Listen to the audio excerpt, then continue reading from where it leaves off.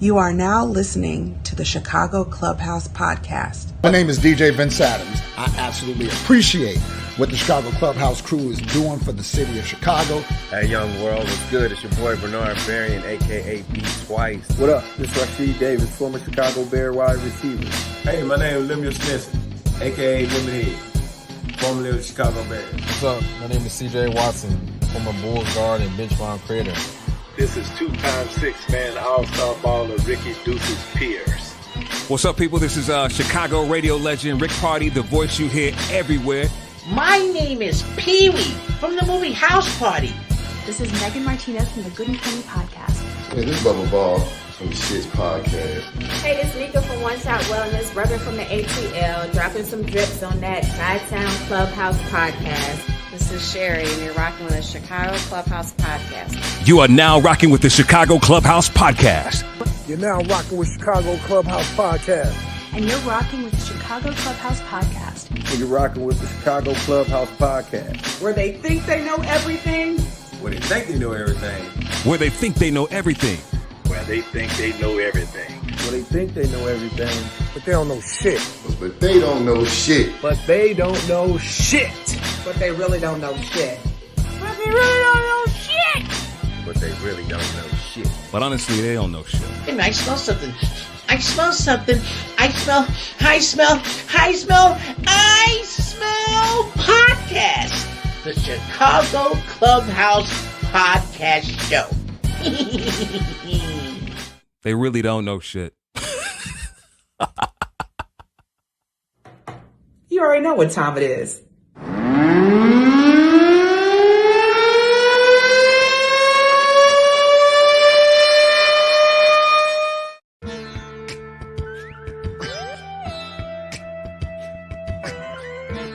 You see this Eddie Jackson jersey right here?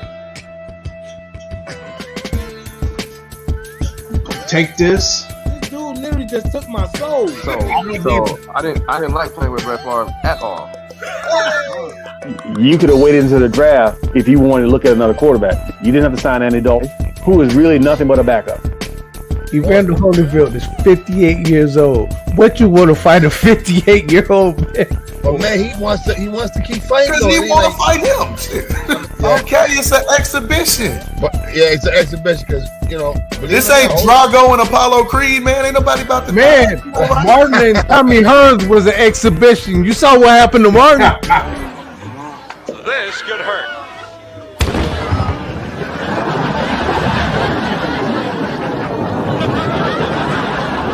Thanks, Hayden. Nothing but the best. Okay. All right. Hey, bro, tough for real, man. Yeah, man. He like tougher than some grown folks I know, man. That as a coach, your job is to give your players the best opportunity to have success. Michael Jordan, when he came back at LeBron James' age, he was a straight up nothing. That is blasphemy on his computer right now. Because I'm gonna tell you something. Without Dennis Rodman, I couldn't see them winning like they did those second three championships. I can't see it. I agree. And now I'm the voice of SportsCenter on ESPN. Now on SportsCenter. Tonight, LeBron James. And whatever. Do you guys really coach how exactly to tackle correctly? Because I see it all over the league now. People cannot tackle like they did whenever you guys played. But do you guys practice tackling at all?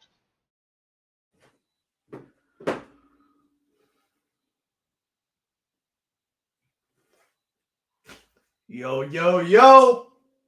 Welcome to another edition of Chicago Clubhouse Podcast, where we think we know everything, but we don't know shit.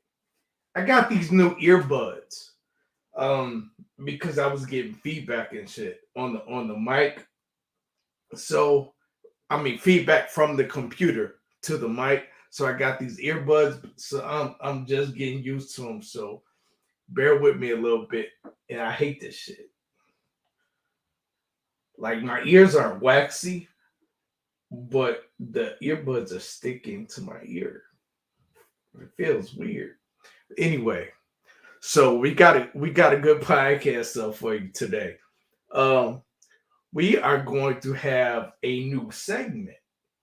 High school sports in Chicago, it's not as big as it is like in Texas or Florida or somewhere like that with the Friday Night Lights. But we do have our own version of Friday Night Lights. So we have a guy who's going to do a segment on that. But before we even get to that, our guest tonight is going to be Big Steve Edwards, former offensive lineman. So yeah, we definitely have questions for him. But yeah, we gonna get into that game last night. The officiating was fucking horrible. It was horrible, but we can't say that the officiating was the reason we lost the game. We lost the game because we didn't make the plays that we needed to make.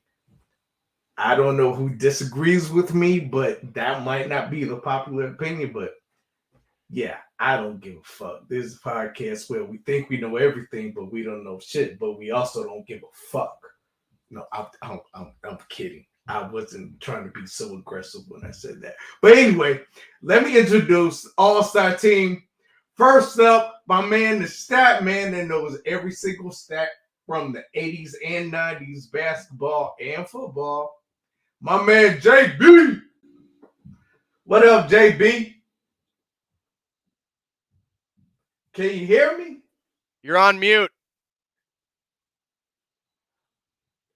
There we go. Can you hear me now? There you go. I can hear you now. What's up, bro? Sure. What's going on, man? Just chilling. It's Tuesday, so I'm excited. I'm ready to rock and roll.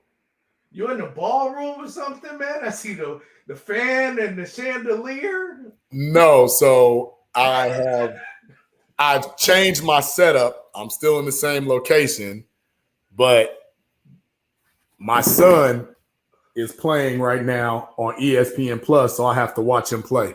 Oh, okay, true. Okay, got it. So if you're not paying attention sometimes, we know why. Oh, no, I'm going to pay attention. I got Big Steve Edwards coming in, one of our better offensive linemen of our Bears lore, and he can talk a lot about what was going on. So I'm in. I'm locked in. I'm engaged. When I got my Moors. All right. Damn. How could I start without the damn Moors, man? Okay, I'm going to go get it in a second, but let me introduce the rest of the All-Star team. You already know X Factor, A-B. Flag on you right there for not having that Morse beer. Flag on you for not waxing your ears out. No. Flag on you, JB, for not having your normal setup. Flag. All over the place, flags. All over the damn place. All over the place, man, damn for no reason. No more flag. Bullshit. Flag. All day. God damn, man. Yeah, man. We gonna talk about that shit. I see what type of show this is gonna be. Horrible. Yeah. Yeah. I'm just mad that I lost my hat. My girlfriend actually wore this for Halloween once, and she lost my hat. I can't find my hat for it, so. Oh, wow. I got the ref outfit, though, for tonight. Because I think we all know why. I mean, good Lord.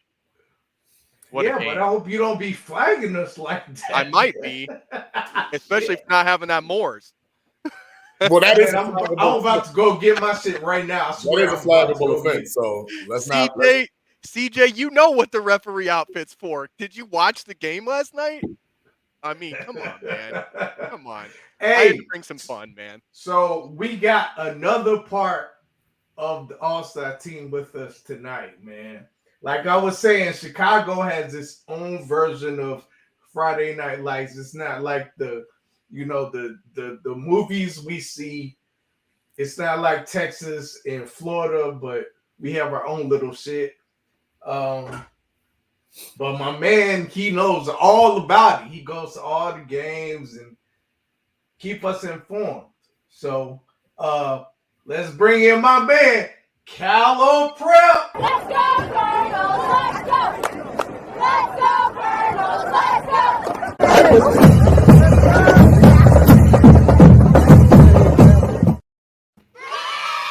Our buddy Cal. There he is. Our guy. How are you, my friend? How am I gonna follow that intro from Alan, man? Like, how you gonna do like that, Alan? You set me at the setup intro. That's what I do, man. That's why That's I'm here. amazing. Man. How are you, Cal? I'm good. We got a lot going on. And hey, look, it feels bigger is right this time around. And I think it feels bigger because Illinois was the only state in the Midwest last year that didn't have it. Right? So it feels big. I don't even remember it almost from what it was before. But I'm telling you, it's bigger. So, yeah, man, lot to talk about. In the same breath of what y'all were going to talk about from last night. Yeah, first and foremost, I wanted to bring up, since we're talking high school, Shawnee, your Morgan Park team, they got beat up by Kankakee. That was the team that they played, and they're about a half an hour from me, so I was pretty excited to see that. They lost 52-6. Let's go, Kankakee. Let's keep rolling on that. They're in the top 25 now, I believe. To 6? Wow. 52-6. That's like a Tampa Bay Chicago. They are score. for real. Hey, Yeah, it is. Yeah, it is. Yeah. Flag. Yeah. Flag. Yeah, man. So, Cal, we are looking forward to hearing your segment a little later, but I see that our guest has arrived, so we're gonna get into Big Steve a little bit. See y'all. We're gonna get into this Bears game, and we're gonna get back to you. But it's up to you if you wanna stay on and talk about the Bears, or I'm gonna stay on. Look. I'm gonna stay on and listen. I would never step on those toes, but I'll stay on and listen for sure. All right. Gotcha. My man. Okay. So, I love Cal. so You are the weakest link. Goodbye. Goodbye. we are going to bring in our guy, Big Steve. What's up, Steve? Big How are you, Steve. man? What's up, man? What's going on? What's going on, man? How you doing? Doing all right. Can't complain. Okay. Yeah, man. That Now, laugh you guys sound do- like you got something behind it. You got something behind that laugh, man. Oh man, I ain't got nothing behind it for these Bears, man. You see, they got my hair out of control, man. This is, Damn. They got the hair out of you. Were pulling your hair yesterday. Yeah, man. Great, Steve.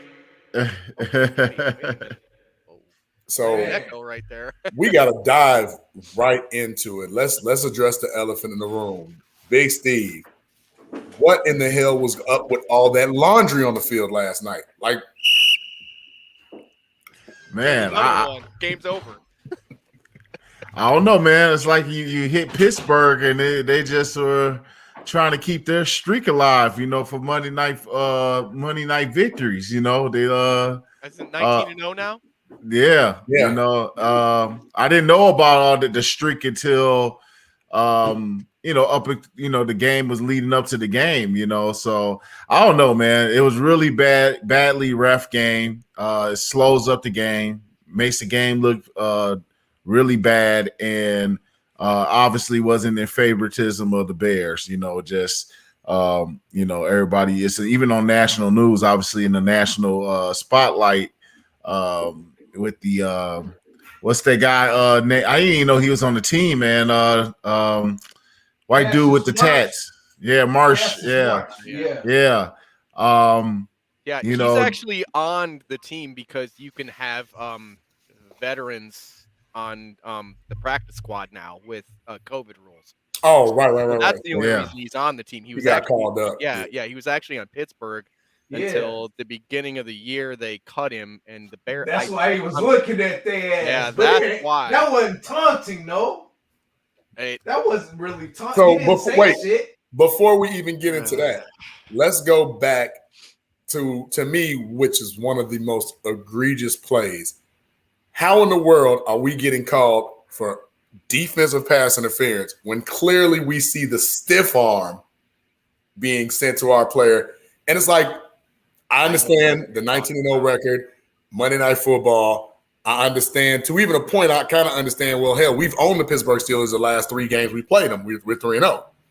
So, like, what was it that we're not seeing? I mean, Roquan being off sides, Then you come right back with Quinn being offsides, and you look at the black line. It's like they're not even past the black line as far as TV is concerned. I think Robert Quinn was, but Roquan definitely wasn't. Roquan, I don't know about, but Robert Quinn, it kind of looked like there was a couple no calls too on that. But as a lineman, Steve, wouldn't that go down as a neutral zone infraction before a false start and before a offside and a free play? Yeah, absolutely. I mean, somebody was on the and so already lined up in the neutral zone definitely would have been called that way. We're also missing another one, the chop block that they were calling on James Daniels, which was totally baffling me. Like he made no contact. It was inside the box. He made no contact. He actually whiffed on the guy, and it was just bad, man. And I think the NFL likes to hold players accountable. They like to hold the coaches accountable for actions and things of that nature with fines and suspensions. They have to start doing the same thing with refs. They have to. I mean, for integrity of the game. CBA last time they collectively bargained that they were going to start having fines for referees in the what is it called? The 2-minute report or something like that. Yeah. Yeah. You sure don't hear anything about it. I mean, you don't. You really don't. And I think that even now, there hasn't been any, unless I missed it today, there hasn't been any kind of statement or anything coming out saying anything about this performance. And it's, obviously the news cycle will change starting tomorrow, but you'd like to just at least hear something like, hey, this is sit that crew down for at least a week or two, and just set the precedent like, hey, that type of performance in the ref crew is not going to be acceptable. No, not at all. And I mean, the biggest thing for me is the hip check. Because if a player does that to a ref, he's out of the game. Absolutely. That was blatant. Like I ain't never seen anything like that. A ref searching out contact. I mean, that was like bending down just to make sure he hit him, Steve. Yeah, he had the elbow out, and then he missed at the elbow. Then he hip checked him, and then threw the flag almost right before it was nuts, man. Like. There's nothing going to be done about that. Like, come on, man. Like, you have to, and then you have to put it out here in the media cycle. Let everybody know that, like it's going to be some kind of balance to this thing, man. That's unacceptable. It's actually embarrassing. And if there's going to be things that will go that way, man, it's a bad look for the NFL in general, man, with something like that. And see, that's where I say the disconnect is because now you're looking at direct. That cost the game. That literally cost them the game.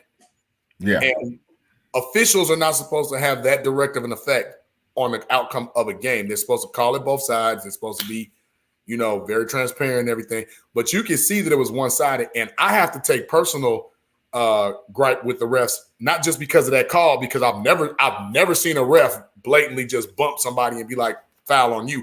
But I'm seeing Cam Newton all over again with Justin Fields and some of these hits he's taken, and that's scary.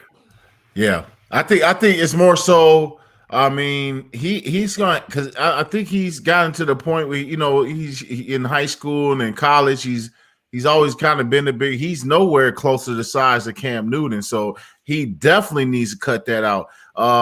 Some of the things I see is when he takes a slide, he's kind of turning his back. It's almost like he doesn't want to totally commit to giving up on the play. You know what I mean?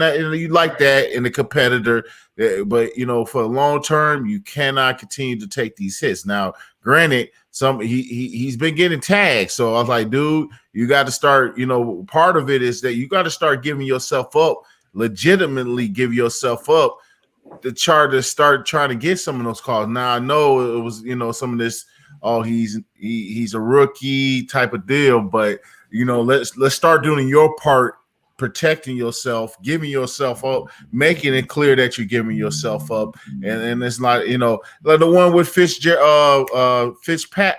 what's that dude name? The safety that was Lane Wood out.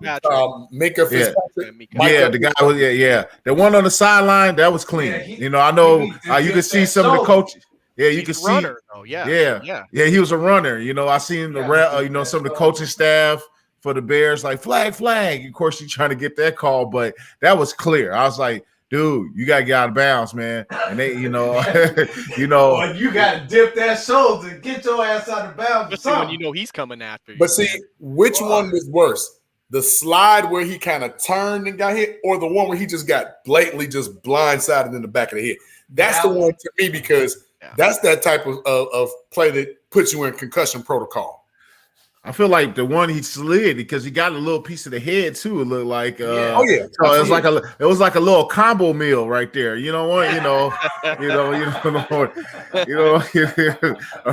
A back shot with a head shot. I don't. Let's not that didn't sound right, man. But anyway, flag. I got a flag. Flag, Steve. God, man. Oh, man.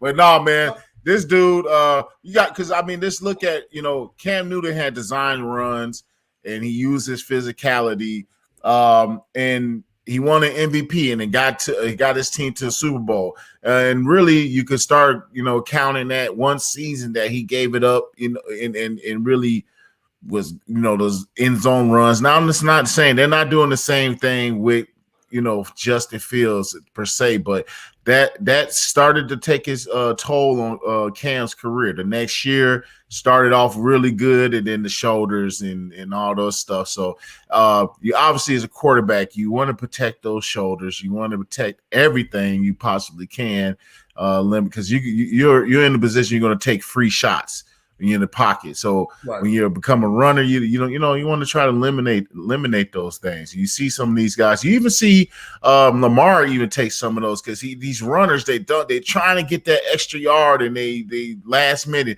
You better go back and watch some Steve Young highlights. The guy used to get down, but even him, he had concussions towards the end. So these running quarterbacks are always going to be susceptible to the hits, and he needs to do better in protecting himself, and hopefully he does that moving forward. We'll like to see that, and because you're starting to see the flashes of some good stuff happening. Yes, you are, and that's something that was positive last night about this game, is that as bad as everything went officiating wise, the first half was pretty bad. You saw growth again. You saw him coming back in the second half and growing and learning with his guys. Mooney had some great throws with Mooney. Cole Kmet, middle of the field, looking great. Sideline. We've been calling for that. Yes, we have, JB. We've been calling a lot for that. A lot.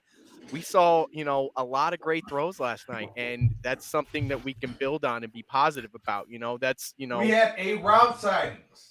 A-Rob showed up to work, $17 million in all, showed up to work today. I know this is going to stir up some controversy because the touchdown got taken away. We had a Jimmy Graham sighting. Yes. Yes. And we were just talking about why doesn't he play? Yeah. That was a bogus call, because that touchdown, that was what you talking about, that miss? Yeah, I forget what the penalty. Y'all, anybody remember what that penalty? I do remember where I thought it was holding, wasn't it? No, it's a chopping, I believe. Oh, that was the chop. That was the chop. Yeah, because he went low. I mean, he didn't really go at the guy low, but I mean he was in the box, and the rule. That was the James Daniels one. That was the James Daniels, but I'm saying that negated the touchdown. But look at what Justin did. Yeah. That was masterful. That was a hell of a throw.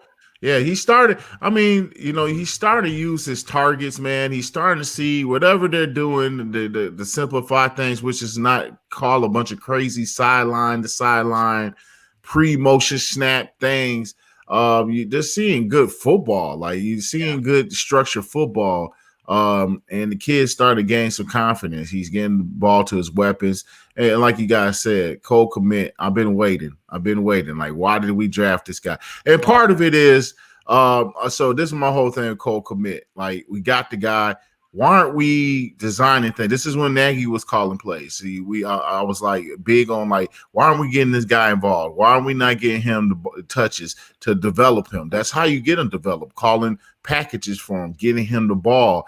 And then I think it was like last week they started trying to get him the ball. He dropped a couple balls. He did. So I was just like, okay, but he has to go through that. You got to keep going to him. He was your second round pick.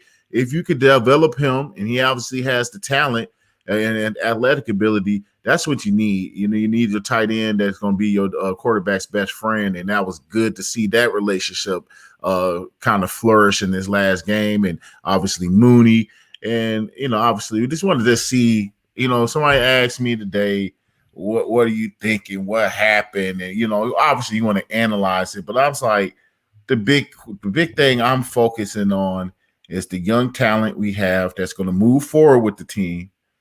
And I'm looking at Justin Fields mostly. How is he progressing? And he's starting to progress 2 games in a row. You're starting to see some flashes, some good stuff. And I think that's where we got to. I think, we're 3-6 right now. 3-6. Yeah. That's where we want to see us win. But I think our focus needs to be Justin Fields' progression now. Progression and seeing Moody and these other guys come about and get better. And then we'll see what the offseason brings as far as firings and who comes in here. But let's just focus on Justin Fields and let's enjoy the ride of this year with that. Enjoy that. And I think Bears fans are. Yeah. So Steve, I said that the other day. I was talking and I said that, we're not necessarily gonna be like an over 500 team. So the focus should be on Justin Fields' development, Roquan's development, Jalen and all the other young players, Jalen Johnson, all the young dudes. So I think that yesterday was definitely a bright spot for at least Justin and Roquan. Maybe not so much Jalen, not Kendall Vildor. He plays like his size. He plays like he should be in the slot, like he should be, but he's not. He's playing outside. He's just not that kind of guy. The second play of the game, they had him 1-on-1 against Chase Claypool. Never should that happen. And no safety help at all. 6'4" against 5'8". Like, come on. Can't do that. That was ridiculous. Yes, he was bringing a blitz early just to kind of set the tone. I understand that, but you're going up against Ben Roethlisberger, who's got literally the best release rate in the league. He throws it quicker than anybody in the league. Like, why would you leave him out on an island like that? I can't handle that. Steve, my question for you really is, we've seen Justin really progress, slowly, incrementally go up. Do you think that Matt Nagy has anything to do with that? And if he continues to progress, that could maybe potentially let Nagy have his job for next year? Oh man, it's a scary kind of thought, isn't it? I think the thing, which is kind of an awkward situation to be in as a fan, is Nagy winning those games. That game last night, we wanted it. I wanted it, but I'm like, okay, we win this game. Is this going to, get him that momentum to keep him around? I think he has something to do with it. I mean, I think he has something to do with it by stepping off the play call. Somebody's excellent. That was me. Yeah. Okay. Parents. Yeah, I think him stepping away, flag. No, I think him stepping away. But no. Be all jokes aside, man. I think he obviously has something to do with the game plan and and like I said, simply just stepping away and letting his coordinator do his thing. What I wanted to point out, and I want to put the focus to, and I think it's not really being talked about, and that's the world of offensive line. We can really, when we're not looking great, we can be to blame. But when we looking good, and nobody really is talking about us, and this offensive line is so much improved. Now they had their, obviously coming out of training camp, many injuries. Now I was up there. Juan Castillo was one of my first coaches when I came in with the Philadelphia Eagles. Mm-hmm. Me and him have a great relationship. We stayed contact with him since I've been retired. Even after I left Philadelphia, I was only there from the off season and until like the first 4 games. I was on practice squad. Then Bears picked me up, and the rest is history. But we've had that type of relationship. And I said, this got to get Juan some time, and he's been dealt a bad, card with injuries and just, the COVID year, because he's such a developer and talent.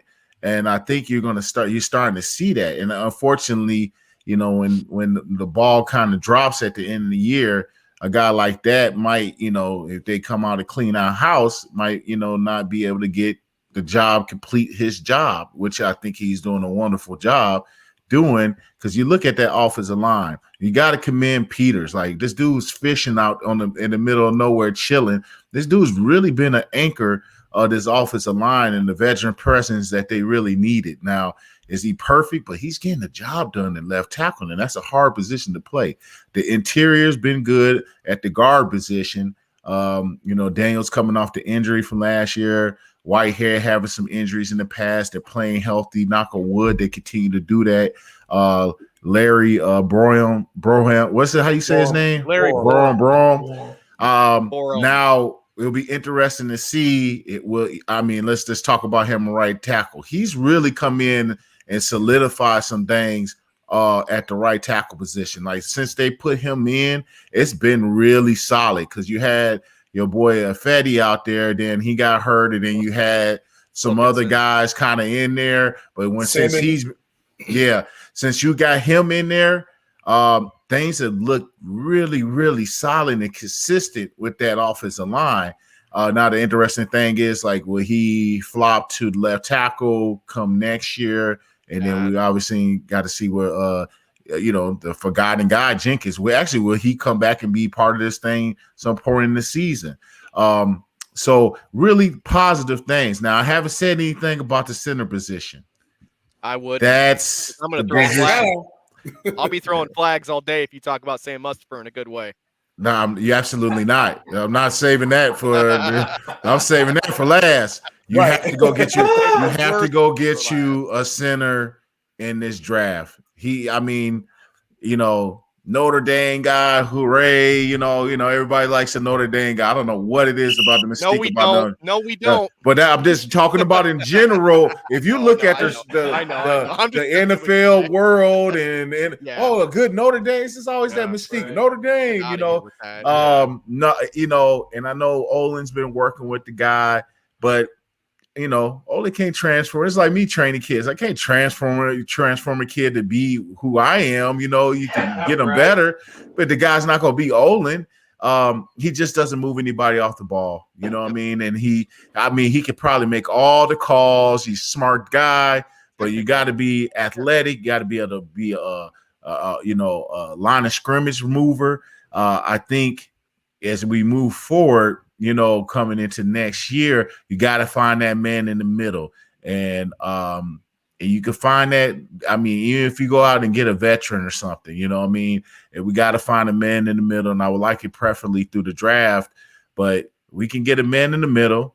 You got Brom, you put him over to left, see how he does. Jenkins, he comes in and he can show what he can do at the right tackle position. Now you start talking. Now you start seeing some things, and I think we got to get kudos to that offensive line and how they've been performing. And I think they're going, unnoticed. And they've really been a group that's been playing solid. Agreed. Let me ask you this, since we're touch pointing on the center position. Is that a position that we just are not really good at scouting? Because, Daniels, a center, converted to guard. Whitehair, a center, converted to guard. It's like we keep doing that. I think it was more out of necessity than really anything. Well, if you remember, like these, like Daniels was like a top guy. Yeah. Well, last year it was the Whitehair Daniels thing, right. over and over and over again. But out of necessity, they're both better playing guard. Obviously, it showed. So, that's why they went out, because they wanted to put these two at guard, in my opinion, at least, because if you get a solid center, you've got a solid 3 set right there in the middle. to just push. But Sam Yeah. Mustafer's just not that guy. But then again, like you said, you drafting centers to be better at a position that they weren't drafted for. Yeah. Sometimes it just, it's weird. Like, yeah, you're totally right about that. You draft these guys to be centers and they end up turning out to be guards. And that's just sometimes with the O-line position, you'll draft a tackle, per se. Me, even though I went undrafted, I was rejected to be a tackle I was played tackle my whole career, never played guard. I get to the NFL, boom, you're going to guard. We project you a guard. That's where my career was. That's why, so these, projections can always, but yeah, you would love to see them to be like, that's a center and he's a center and ain't nothing else he's going to play. You'll love to have that type of guy that you can just identify. And maybe you do that now. You know who your guards are. Now you can just really put a definite focus like, hey, we need this guy to be a center, nothing else. We got, we got these other, obviously you like versatility. If he can pop out the guard, yeah, you like that. But no, we need a center and we need to do that moving forward. I mean, that's another thing going into the offseason. And you can always grab you a center in the second, third round. Obviously, they actually value pretty high, man. You'll see some centers go off the back end of the first round if they're really good. So they are valued, but you gotta, and the scouting whole thing is going to be interesting too. Is Pace not going to be the guy, making these selections? If something tells me that he might get a chance to be around. That's my only thing. That's what we're hearing. We're hearing little whispers that he's going to be around. He'll be the next president. And See, now I don't want that. No, I don't want that. Well, please tell us why, because we had a discussion about that. Tell us why. I just, when you think about a president, that's a huge move. Now, we all wanted this president guy. A president's got to be a guy who's just, it has to pop. You know what I mean? Honest, like you got to go get you a football guy. You know what I mean? And like, I don't know if he's done enough to, Garner to be the guy who's making all football decisions. Now, we're talking about president of football operations, guy who's over. You can't say nothing like. No, I mean, obviously, I think Olin's name's been popped. They're never going to do that. They should do it. Yeah, Olin. Olin is smartest dude I know, smartest football guy I know. Yeah. But they don't want that personality. I don't think they would make a splash if they did it. But I don't know if they want Olin. They already had him in the building. They know what kind of they know what they're getting when they get Olin. That's the one thing they'll know. I don't know if they want that, but. I don't think that Pace should be, but like I can see where the love affair is. Like, okay, let's put him and he gets to pick his own decision maker. This dude hasn't even been able to pick a coach, or now he did get the quarterback right, but it took him a couple of shots to get it right. You know what I mean? He gets to pick another quarterback, another coach, so he'll get to pick his third coach. Now this guy gets to pick a general manager. I think the buck has to stop, but that's the rumor. And we'll see how this thing goes, man. I would love to just see them go out there and get. I don't know all the names out there who are in these other organizations. That's one thing, but I would love to see them go get somebody who's been developing in the organization. Maybe the guy is a general manager, and you give him this title, which is bigger than the general manager position. A guy who's been doing it. Maybe somebody in the Ravens organization who's done well. Their organization's always been excellent at front office with Ozzie. Whoever he's got in there has always been a star. Let's go somewhere and get some of those type of guys, outside of the building. I would like to see that. But, I mean, it's all about the mesh that they want in there. Obviously we can go back to when they had Bruce Arians and they passed up on him. They didn't want that personality in the building. So, they look at personality. Do they fit what we want? And are they going to get along with? Sometimes you don't need people that are going to get along. We need people going to buck. And that's football. You know what I mean? You got to have, it's an attitude game. You know what I mean? So you need to have somebody who's going to have a little spunk to them. But instead of that perfect company man, but we will all see, and that will be the big question, going into the offseason. Now, I think Nagy is toast though. Yeah. It's all about he better be accountability. Writing is on the wall, I think. Yeah, I think it is. writing is on the wall. But I can speak for all of us when I say, what have you seen from Pace that even garners him to be moved into a higher position? Like, I haven't seen anything that's just like, I gotta have this guy in my organization. I'm sorry. Nothing. He had Justin Fields fall in his lap because he got aggressive again. That's it. But he was forced to do that. Like, he was gonna get ran out of town. Yeah, I mean, you look at how Justin Fields fell. I mean, we all watched the draft. All these teams that possibly could have used a quarterback, he just went by, and we was like, so it got to a point. It made all the sense of the world to get your butt up there and go get him at that point at 11. Yeah. So it wasn't really the smart move. Yeah, no, he's in striking distances now. Where we can make a move to get up to get him. So it made sense. What didn't make sense is what pick we were at to move up one pick. It was one pick. We were at 3. We were at number 3 and we moved up to 2. Yeah, I almost forget that dang scenario. I almost want to erase that. Yeah, that didn't make sense. That's you know not what I even mean? the only thing, Steve. In the same draft, next round, Adam Shaheen instead of Mr. George Kittle and Tariq Cohen instead of Alvin Kamara, who they got with a Bears pick on that even.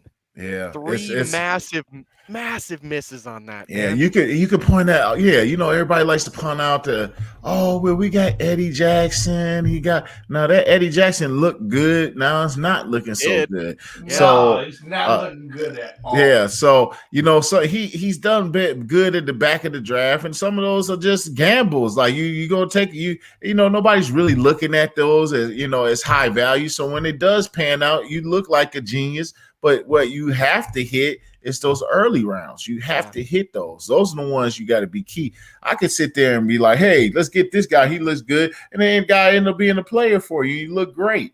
But you got to hit your early rounds. That's the money. Those are the money rounds. Those are your franchise builders, and we haven't been hitting those. And like you said, we hoping that Justin is, but he fell into our laps. So it's nothing that Pace has really outstandingly done to garner the president role. I'm thinking that he should be in question for his general manager job. That's what it should be.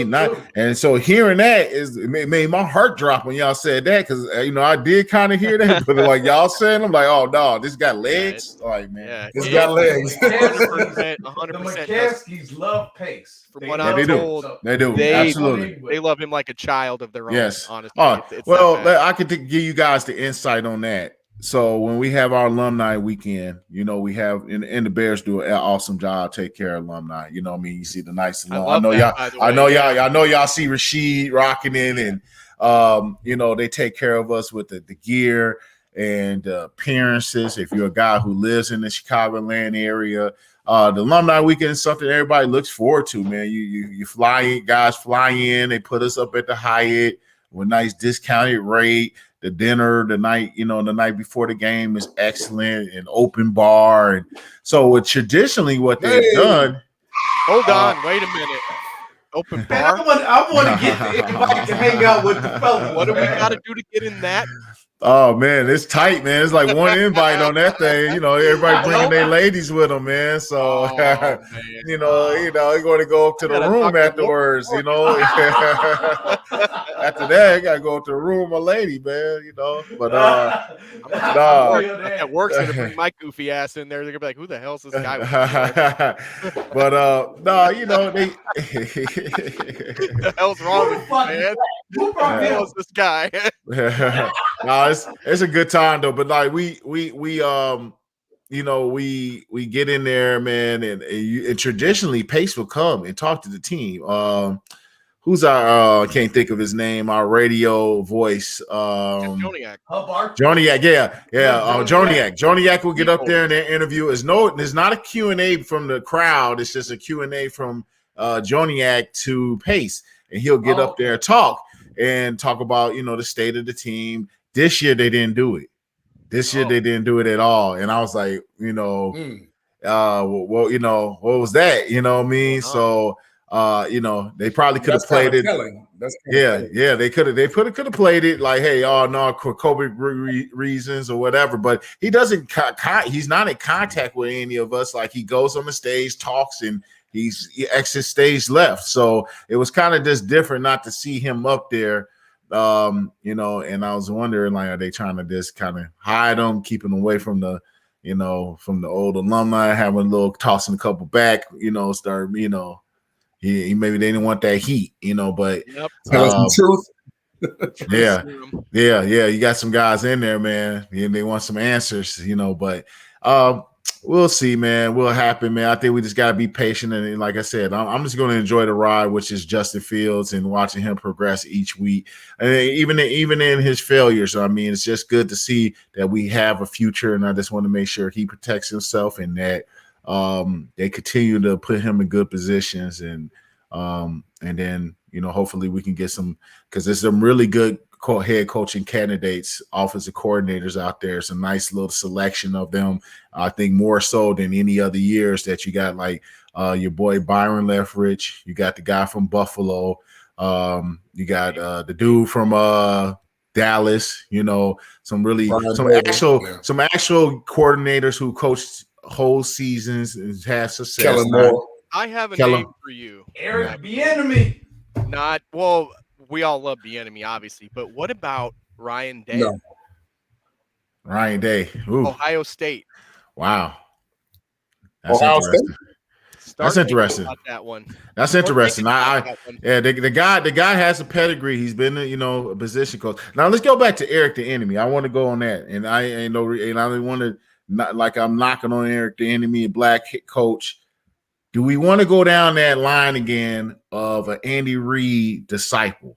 I think they're not going to get you back-to-back Kansas City. I think Eric the Enemy needs his chance, but I don't know if it's here in Chicago, because it'll be he'll be coming with the same system that Nagy came from, and I don't know if we want that.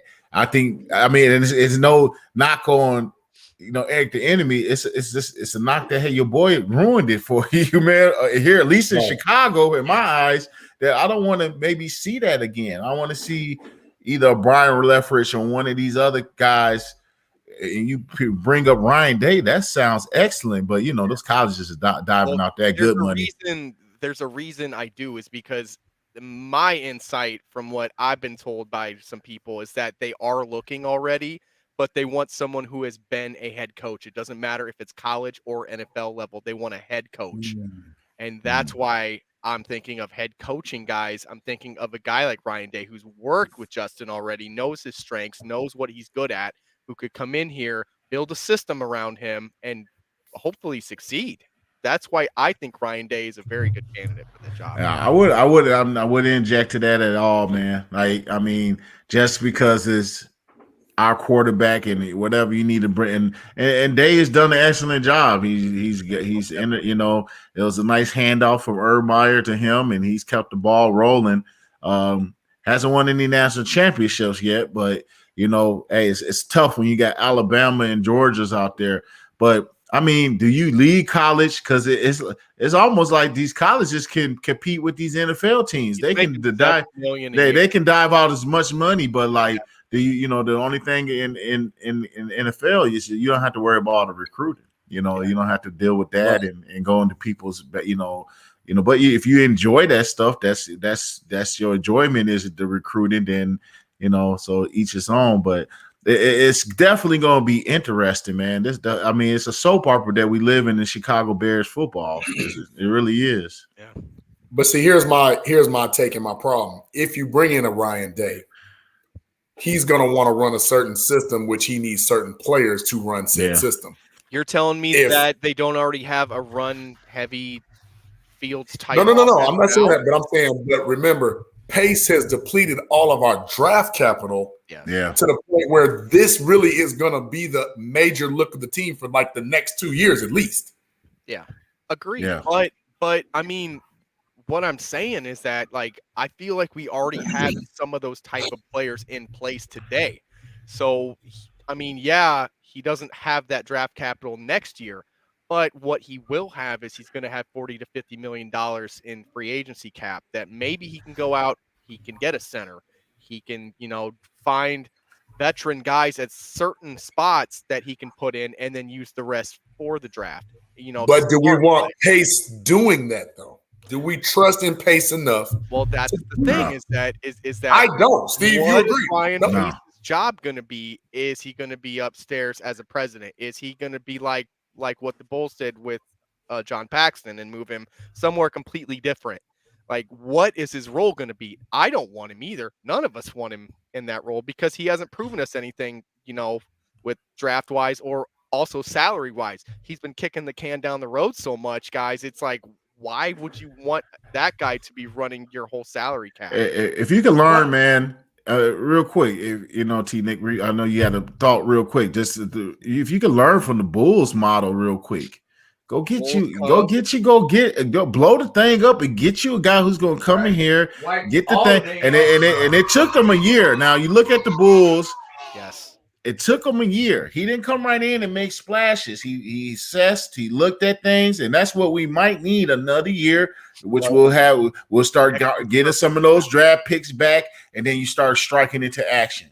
You know what I mean? And you'll continue to develop and try to surround them and get some free agents here and there. And and it will be a sort of a rebuilding because now you are saying goodbye to Akeem Hicks and some of these guys, and Mac is probably on his way on his downward spiral on out. But it has to be a transition, and we need somebody to lead that transition. And I think you have to blow it up to get fresh-minded individuals. Somebody, and you see this. Finally, the Bulls got rid of Paxton, put him off into a corner wherever the heck he is, and let this man operate. We need that. If you can learn from your other organizations. You saw with the Cubs, they blew things up and let Theo and them do their thing. Now, granted, that thing kind of died out, but they got a championship out of it. You know what I mean? And ultimately, that's what you want. And you want a few more, but look at the White Sox, what they've done. You know what I mean? Kenny steps aside, lets Heim do his thing. Let's learn from each other. Let's learn from the other. I know it's different sports, but let's learn. And sometimes you got to blow the thing up. And if you have to tuck him to the side, but I don't want that president operation because you got too much power. Agree. I absolutely agree. But I was gonna here's ask, a bigger. Oh, go ahead. No, I was gonna ask. What do you think about Jim Harbaugh? Oh, no.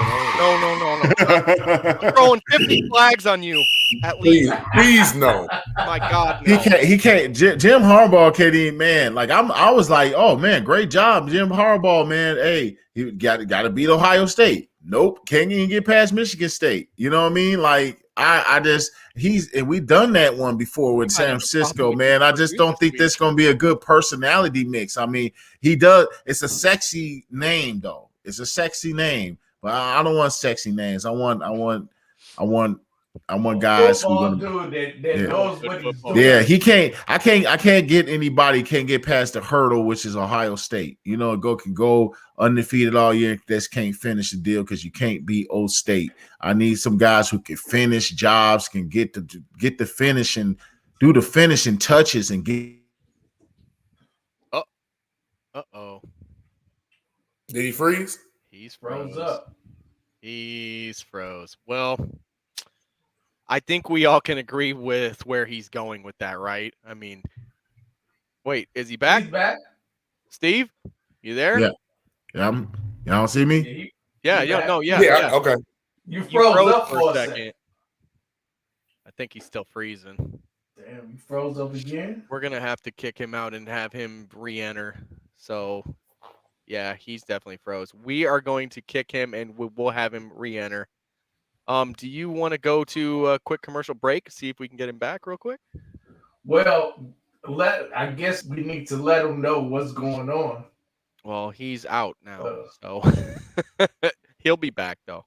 Oh boy. Okay, yeah, run it. Moore's beer, baby. There was a time when high standards prevailed, when excellent craftsmanship was displayed and treated with the utmost importance. Acquire the crisp, refreshing taste of Moore's Beer. Moore's Beer. Raise your standards.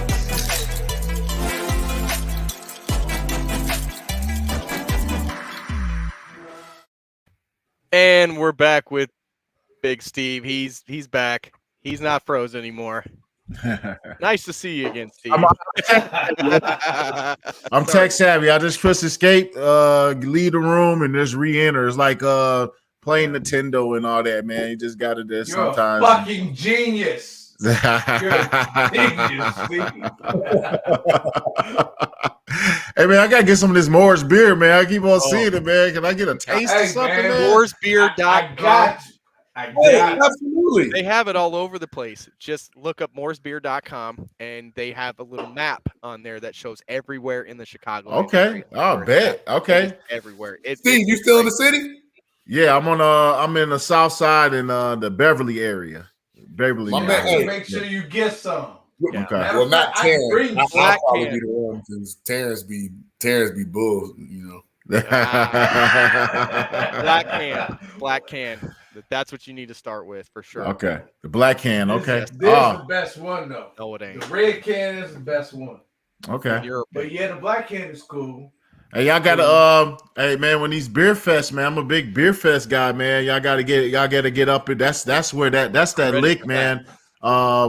The one they do at the Soldier Field, man. You need to. I know they're gonna bring that thing back next either probably like what's in it like May. They usually do it, so y'all should look into that. It is huge, man. They're doing it in Soldier Field. I've been going to it. Obviously, with the pandemic, it's been on hold, but that's where you really get your product out there, man. I really a lot of my beers that I drink, I discover from the I think it's I'll send it to you, T Nick. Maybe you've heard of it. But yeah, those beer fests, man, that's, got a lot of beer gurus that like to go there and, find them some new beer. You sound like always one. do that. I'm gonna make sure you get this beer. Yeah. Sure I'm a beer guy, man. Stay You won't be stocked up. disappointed, Steve. I promise you. Okay. You won't. We're not just saying that. Like it's like we honestly talk to people who don't even drink beer, and we have them try it. They love it. I'm not the biggest beer drinker, and I make sure I keep me some. Okay. Oh, yeah. Hey, well, next time, with T Nick, we had the Bare Naked Truth. I'm not the Bare Naked. That's one of my other shows I did. My boy, Red. I'm talking about Bear and the Barber, and we do our live podcast out of my buddy's salon down in Three Sinks on Chicago Avenue. We did one during the damn rainstorm with for what was that the Bucks game? Yeah, we still had a decent turnout. We're going to try to do one. I almost want to say we're trying to go aim for that last game of the season. So I might definitely have to have you guys come out, man. It's we'll have beer, bring some beer, and we're sponsored by Miller Lite. Obviously, we have other drinks in there, but yeah, you guys come out, man, and definitely love to have you guys come out. It's a good little look, and hopefully no weather, no snowstorms or. We did the first one during the pandemic. It was like right after the first lockdown, and when they freed us, we didn't know. We was like, let's do one. So yeah, so we would like to do one in the winter, which doesn't stop people from coming out. It's just hopefully it won't be a snowstorm or anything. But I was just thinking about your beer, like bringing out, introduce it to a lot of folks, and so we'll be in touch with that and all that. Okay, Absolutely. Thank you, Steve. We appreciate that. That's love right there. Yeah. So I wanted to go back to if who was that? Was that John Santino that brought that up about Dieter? So we have a guy that we were grooming to be a center, and we don't let him play. How do you feel about that? Oh, Dieter's Dieter's a decent player, man. I thought he's really athletic. So I did go to the training camp.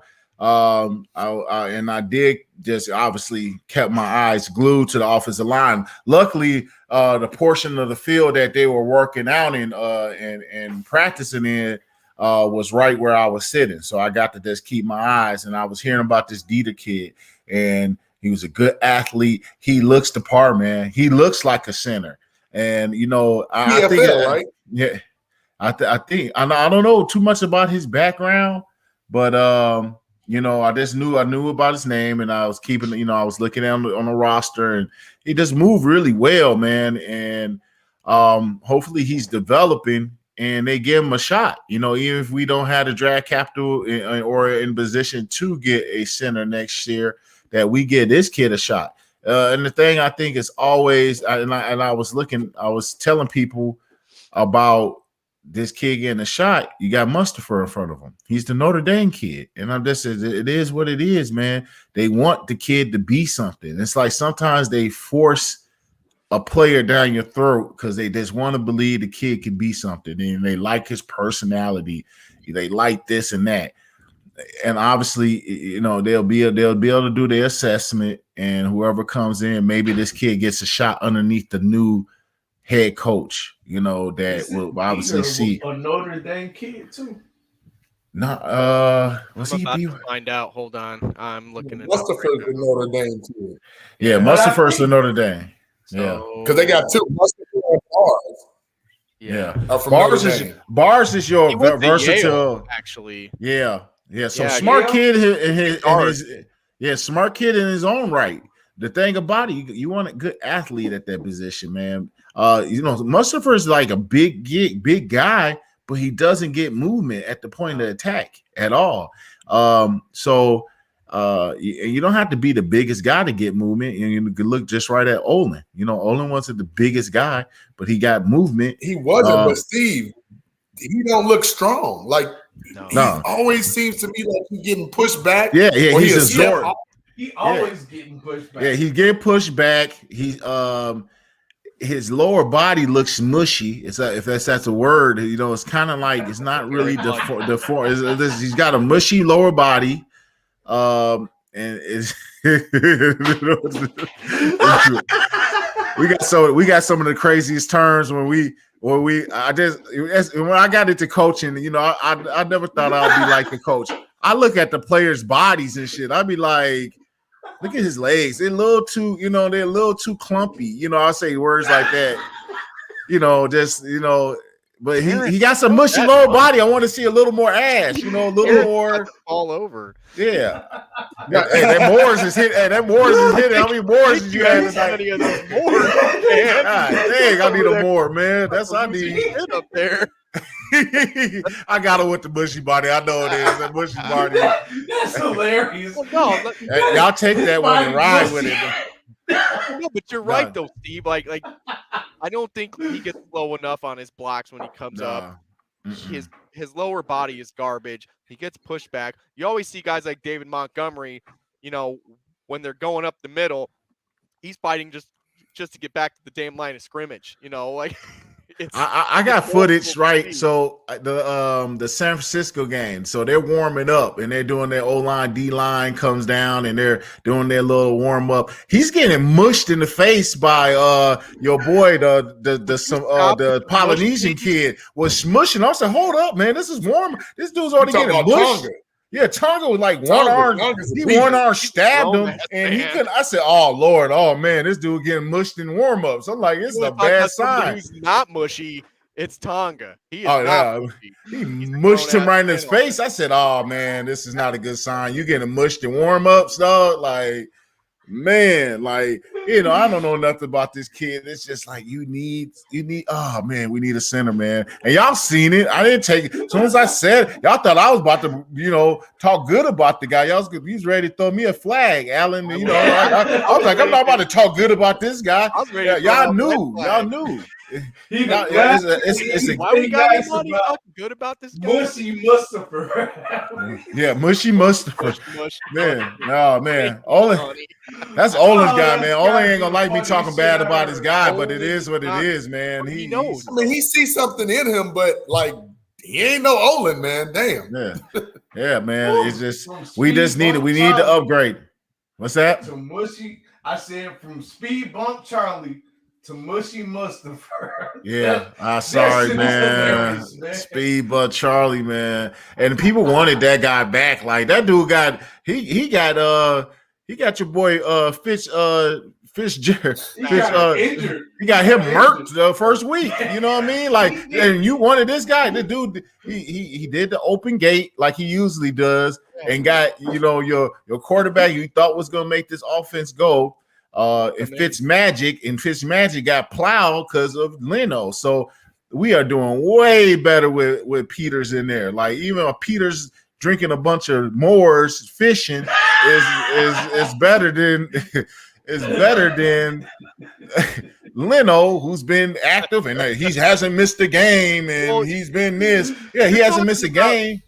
You're talking about a guy who on draft night, when they drafted Justin Fields, he reached out to Justin because he wanted to tell him about how he owed him dinner, like about what he wanted for dinner, not the fact that he was going to come play with him and he was going to be his tackle. I mean, the dude, I hate to knock. I hate to knock. I just look at his. I'm knocking his play. It's something about his play that tells me that he's kind of no. You know what? Really what I don't like. The guy proposed on the football field. I just don't like it. I ain't never seen an NFL guy. That was real. I say, who is this guy? What kind? Do that shit at Gibson's or something. You know what I mean? Like, some do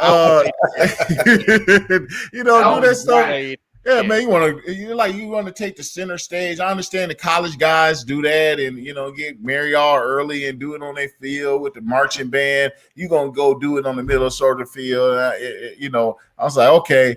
And then you watch the film, and they all kind of fit together. The guy who got engaged in the middle of Soldier Field in his play, granted, he doesn't get injured. I'm gonna be done with this rant in a second. He doesn't get injured because how much aggression and how much energy is he actually exerting on the field when you watch his play? He's not very physical at point of attack. So when you engage in some shit and you going hard and you getting physical, that's when injuries occur. That's the threat of injuries when I got my elbows and I'm up in there getting dirty and I'm trying to drive somebody and they, not when I'm avoiding and or getting it's so that whole Leno thing, and I know on some other show, I know everybody's so I don't even know who these blog boys and all this stuff that your boy Phil talk. I haven't really experienced. I don't know who's up in this guy. I haven't seen it, but if you're up in this guy, you're totally wrong, and you can come find me, and we can pull out some film.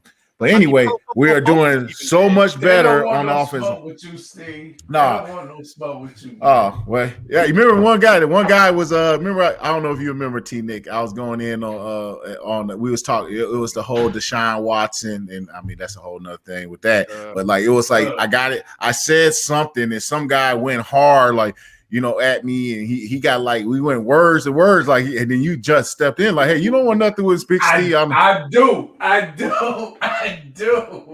He didn't want no smoke, man. I said, man, you can't talk to me through these screens, man. Let's talk about Mitch. It is what it is.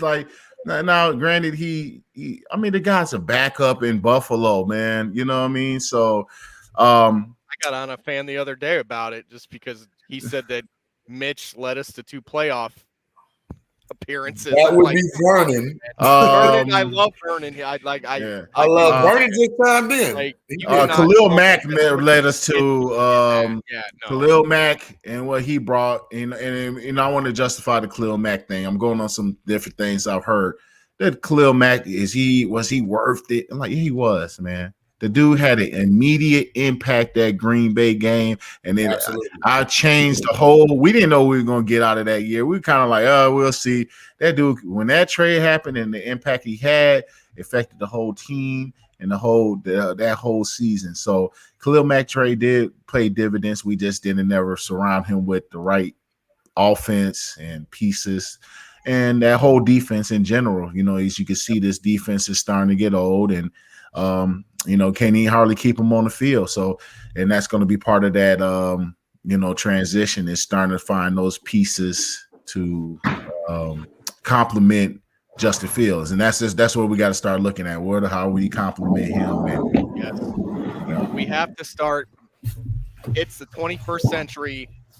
We're the only team without a 4,000-yard passer. It is time to change the narrative. It's time to start focusing on offense. I agree completely, Steve.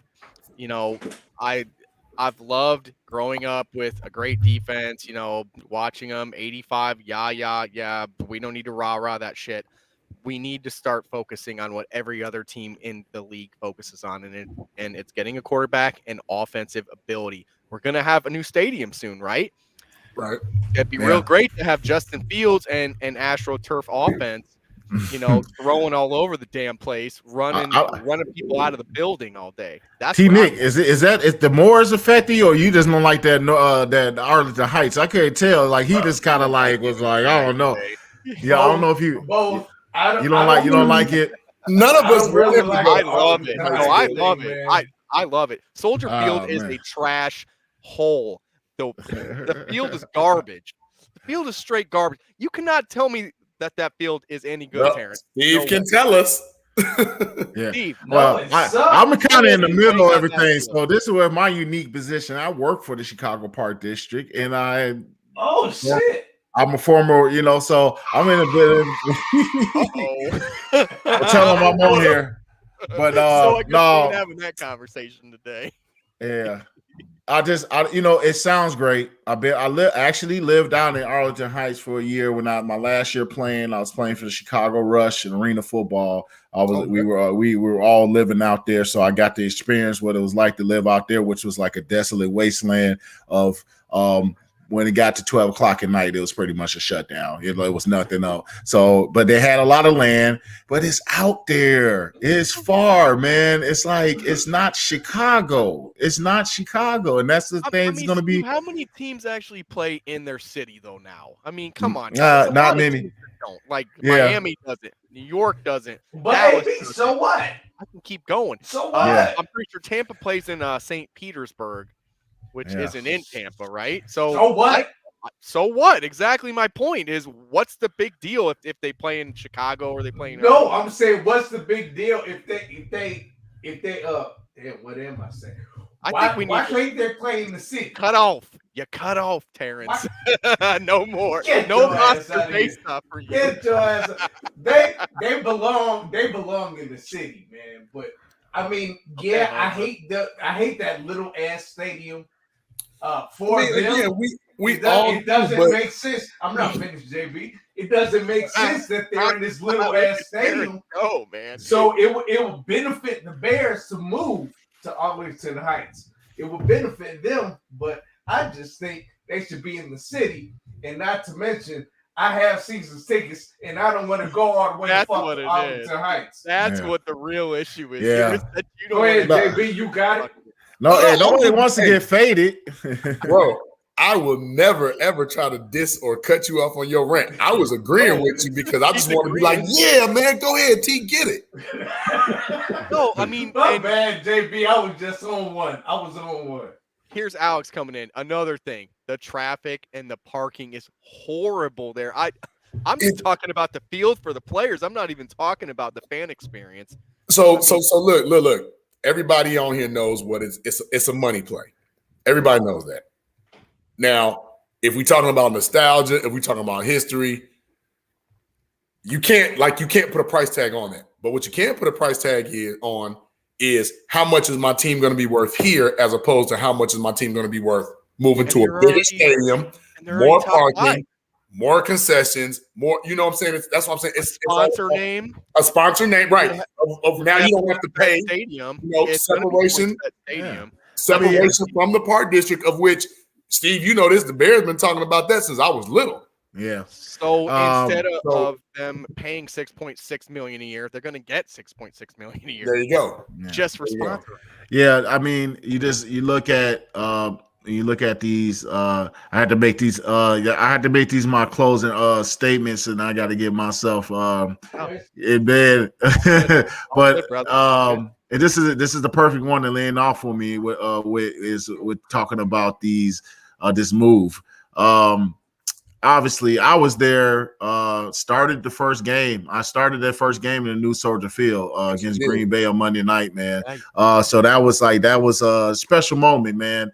And there's nothing like being in Chicago and being able to go to the restaurants and people fly in to go stay in the hotels. Now, you can still do that and you have to just commute.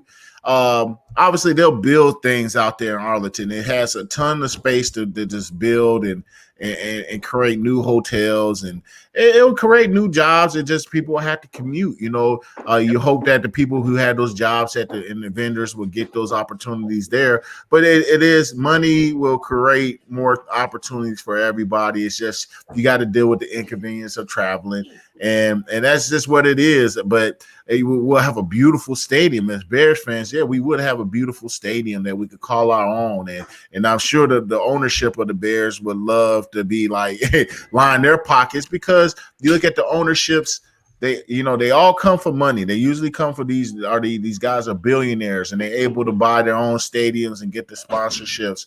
The Bears never had that opportunity. They inherited, the McCaskey, they inherited the Bears, and obviously they're worth a lot of money, but they haven't had that stadium, and it'll create opportunities for my parents' money will go up. You know what I mean? So I already looked at the silver lining in there that all these sponsors, their parents' money that is nice will probably go up a little bit, and maybe they'll have the alumni inside the suite instead of outside in the stands now.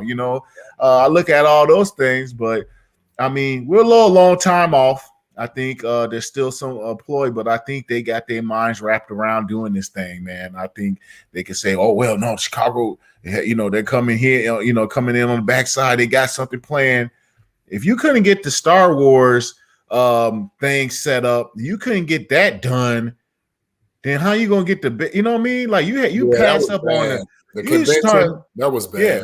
Yeah, you passed up on a Star Wars museum. I was sad about that. That was I'm bad. a huge Star Wars guy, yeah, man. you would set that up. That's millions and millions of dollars coming in. I see you. Yeah, man. It's crazy how you pass that up. So how are you going to justify that? You're going to do whatever you got to do to upgrade Soldier Field. It's too late. They dropped the spaceship in there. There ain't no pulling it out. So you gotta hey T Nick, you're gonna have to get an Uber driver, and you're just gonna have to do what you gotta do. Hey, Steve, I was about to say we got a carpool because I ain't taking that DuPage County ticket. Somebody got to be the designated driver. This gonna suck. You know what I mean? You gotta find that non-drinker that's a good driver, and then now you all set. But it will be interesting, man. But hey, listen, man, I had fun. Hey, T Nick, let's talk. I'll get back on you guys, man. You guys are awesome, man. Yes, please. Yeah, man. I had a good time with you guys tonight, man. And I'm gonna reach out to you, Steve, and get you that Morris quicker than you think. All right. Quicker than T. All right, man. You have a good one, Steve. All right, man. All right, man. Talking to you, man. Great guy, man. I've been wanting to talk to him for a while, man. He's a good dude, man. I absolutely love him, man. That's my great point. And he hates Sam Mustipher, so we're already friends. Carmel, right? Yeah. Oh, damn, JB. I'm just messing with you. But see, ladies and gentlemen, that's why we tune in to the Chicago Clubhouse podcast, because you're not gonna get that Steve Edwards raw and uncut like that on NBC. Channel 2, 4, whatever, 12, Telemundo, none of that. I'm going to bring more out of him next time, promise. Here. I'm going to make sure he has Moore's beer, and we're going to get him real fun. AB, you already know I'm going with this. Live and uncut. Yes, sir. And we got invited to something. We did. That's pretty cool.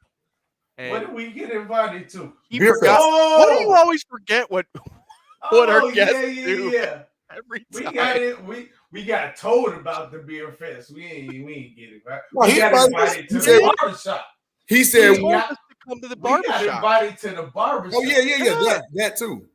That's not the beer fest at Soldier Field. No, he said let's get together and check it out. We'll have a good time. Yeah, I'll go. He said that. And I would love to meet him.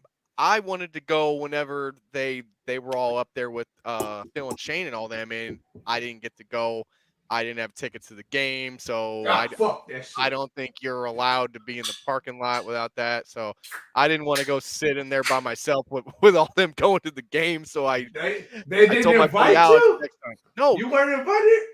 they invited me to go to the tailgate, but Yes. I didn't get tickets to the game, and Phil got them all tickets last minute, so I didn't have a ticket because I didn't even talk to Phil about it. I was talking to Alex about it, and I just told Alex, next time, it is what it is.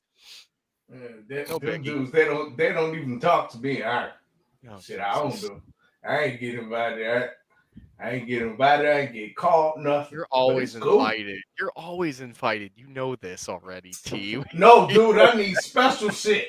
I need special shit. You have to call me or write me a letter or text me or do something and say, Terrence, I want you to be there. Okay. No, I'm just kidding. You're just one of those direct guys who just like to have the invitation instead of knowing that it's always available.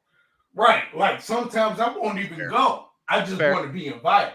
That's fair. No, that's fair. I'm petty like that. At least you admit it, man. He admitted it. He admitted it. He said it. I'm petty like that, man. He's riding the petty train. But no, Alex lives like literally like I'd say 20 some minutes from me. He lives in a town called St. Anne. Yeah, see? And he actually comes this way because we have a really good orthodontist here that all the people come to from everywhere around to Your have. teeth is fucked up. Yep. If your teeth are fucked up, come to Watsika to get them fixed. Just don't stay for the drugs because they'll fall out. That's the way we look at Watsika. It's one of those kind of towns. But no, great interview again. And I think Cal has waited long enough. I think it's time to bring Cal back in. Yeah, man, let's do a little high school sports. Let's man. hope he's ready right here. Let's get Cal back in the room. There he is. My guy. Setup number 2. Yeah. So anyway, Cal, let's get back to this right now. So high school, what's going on around the area? Please explain everything to us that you're here to tell us about. Yep. We're excited to hear it, man. A lot going on, man. First of all, Steve was tremendous. I don't know how I follow that. But I'll give you a quick nugget first, real quick, if I can, on Steve, something he said. I'm from Baltimore. The last time I was there was 2005. And I was lucky enough to work in Owings Mills, Maryland, in one of 3 restaurants. And often at night, it would be Ed Reed, Mike Smith, some other guys who would come into dinner. But Ozzy would come in for dinner. And, like, when he walked through the room, he was the guy. So it's crazy, like, he's the guy amongst all the other guys, which I thought was pretty interesting that Steve called out. But no debate there. Right? Ozzie Newsome is the guy, period. He's the guy everybody wants. Yes. But at any rate, on the high school front, yeah, man, a lot going on. I would say, like, Midwest grind, man. Like, we have it still. It's here. 2 Blue Bloods, right? Last Friday night. And I would say the story is Batavia, Mount Carmel. And I was just on the bird. I wasn't there. I'm following Edgy Tim. I'm following Mike O'Connell. And last play of the game, final drive, you have 2 PIs late. You got a PI at half field, which it's hard to see. You can see it if you go to Mike's page. But you can see the PI in the end zone, right? Last play of the game. So these kids, man, it's tremendous. Like, how much pressure is on them right now, how much social media and how they're handling it, and how impressive it is. I'll read you the quote from Batavia head coach that said, "It just felt like we were playing against 2 teams." That's a big-time quote for a high school coach to make in that spot, and he knew it. But he's not wrong, right? Like, for an untimed down to finish a game is crazy because you have a whole fan base where, like, they think they won, right? And then you got a flag. And it's a late flag. And these kids are, like, crushed. But if you look at the PI, I don't think they're wrong. But the officials became the story in Chicagoland sports last Friday night, which really isn't the case, I would say. Typically. Like, there's obviously arguing. Somebody walked those dudes to their car. I'll tell you that. They didn't walk alone. No handshakes after the game. Good thing I didn't wear this there. My God. Right? That'd have been bad. No handshakes after the game, which is also unique because, like, You always slap it out typically. So again, I wasn't there. I was following Mike for most of it, but it became the story, man. And it became also like, what do we do now from here? Because it's not easy to be a high school official, in my opinion, right? And we're in a shortage of them already. And now it's like, I'm ready. All right. Alan, you don't want any of that smoke, man. Let's go. I'm telling you. So that We're was getting Kankakee to go all the way. Period. Man, the parents will whoop your ass. They kill me, man. They'd have me in the parking lot strung out and beaten to death, man. Hey, man, Kankakee, they were in the weight room. Yep. You know, like they 11-0. Kankakee's a great story because they played Morgan Park, right? And the amount of CPS schools in the tournament this year as well, like I believe is an all-time high. I have to check that out, but it's the story around Chicagoland too. Because typically I would say it's dominated probably by the Catholic League. You know, if you have like these two, the Blue Bloods, right? Carmel, like Loyola, like Rita. So to see CPS schools making noise, I love it. Like it's good for the city. It's good for the game. Yeah, most definitely. Yep. So basketball's starting up too, right? Basketball, yeah, today. Well, it's going to the college front today, but like that's the buzz, right, around town. Like if you're looking at what's going on in basketball, which means we're right around the corner too for hoops. Yes. But the other big story that I wanted to talk about was Caleb Brown from St. Rita coming back to play, and that's a big story because I was at the first game that Caleb played this season, and he got hurt early, and then they lost on a blocked punt, which was crazy. They should have probably won that game to Mount Carmel, and they're both alive still in 7A, which is interesting because they're on different sides of the bracket. Carmel's going to play Brother Rice this weekend, another Catholic, like big Blue Bloods, right? So there's a lot going on, but I would say for Caleb, I think it's special for him. He's playing in the All-American Bowl in San Antonio, T. Nick, right? Wow. Where else you going to play it? He's one of 3 kids in Illinois playing in the game. But it's special because, like, if you look at his intro page on their site, they give you like a caption, right? His caption was, I believe I got my city doing front flips. So the first line of Angels from Chance. Yeah. Right? So that's a little bit different, you know? That is different. I like it though. Me too. It's like special because it's like he's representing a city, in my opinion. And the other 2 kids, like, look, the kid, gosh, I'm going to lose their names because they're both filthy. The kid Tyler Morris and then the kid from Evanston, like they can play. So, but Caleb, I think, is a little bit different. And he came back, scored a touchdown. He's back this week. They're at home. We'll see what happens. Okay. Who do they play this week, Cal? You know what? Man, they have – let me pull that up. Let me pull who they have. Because after this, I believe they go downstate, right? This is it. This is quarters. And then you go downstate. I will tell you, Kankakee,